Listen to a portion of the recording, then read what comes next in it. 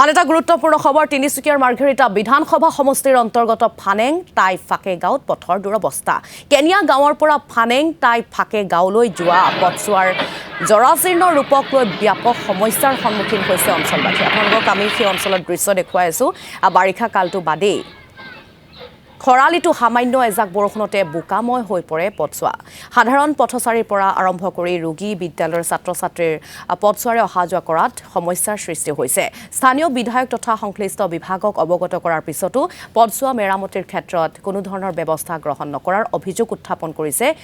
ক্ষুব্ধ ৰাইজে আগন্তুক পঞ্চায়ত নিৰ্বাচনৰ পূৰ্বে পথছোৱা মেৰামতিৰ ক্ষেত্ৰত ব্যৱস্থা গ্ৰহণ নকৰিলে নিৰ্বাচন বৰ্জনৰ হুংকাৰ প্ৰদান কৰিছে অঞ্চলটোৰ ৰাইজে এবাৰ আমি নিৰ্বাচনত কোনো চৰকাৰকে আমি সাপোৰ্ট নকৰোঁ না ইমান বছৰ হৈ গ'ল আমাক কংগ্ৰেছ চৰকাৰো দিয়া নাই না বিজেপি চৰকাৰো আমাক দিয়া নাই সেইকাৰণে আমি এবাৰ ভোটটো আমাৰ গাঁৱতে বৰ্জন কৰিম অসুবিধাটো এতিয়া আমাৰ ক'বলৈ গ'লে ৰাস্তাটোৱে যদি ভাল নহয় অসুবিধাটো বহুত থাকিব যেনেকৈ এতিয়া চাব চেণ্টাৰ আছে বেমাৰীৰ কাৰণেও অসুবিধা স্কুল এতিয়া ল'ৰা ছোৱালীৰ কাৰণে বহুত অসুবিধা স্কুল অহা যোৱা কৰিবলৈ কাৰণেও ৰাস্তাটো যদি মেইন ৰাস্তাটোৱে নাথাকে ভাল নহয় কেনেকৈ যাব ইমান বছৰ দিন হৈ গ'ল কিন্তু ভোট খুজিবলৈ কাৰণে আহে মানুহবিলাক চাবলৈ আহে ভোট খুজিব নামুকক দিব তামুকক দিব বুলি ক'বলৈ আহে কিন্তু ৰাস্তাটোৰ কাৰণে কোনো গুৰুত্ব নিদিয়ে মানে অকল ভোট খুজিলেই নহ'ব ৰাস্তাটোও দিব লাগিব তেনেকৈ আমাক তেতিয়াহে ভাল লাগিব অকল ভোট খোজা টাইমতে